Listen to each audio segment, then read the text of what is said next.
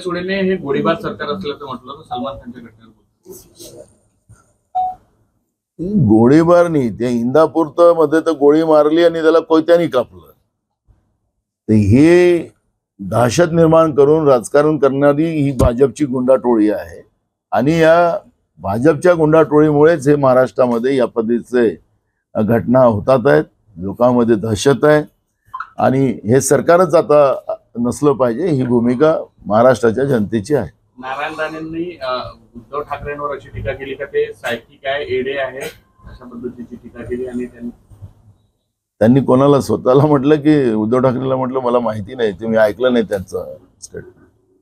काल वर्षाताई गायकवाड काही नेत्यांसोबत पक्षाध्यक्ष खरगेंना भेटायला दिल्लीला गेले, त्यांची भेटही झाली. मुंबईमधील ज्या काही जागा वाटप झालेल्या आहेत त्याबद्दल कुठेतरी समाधानी नाही आहेत. मुंबई काँग्रेस वर्सेस प्रदेश काँग्रेस असं काही सामना होतोय का?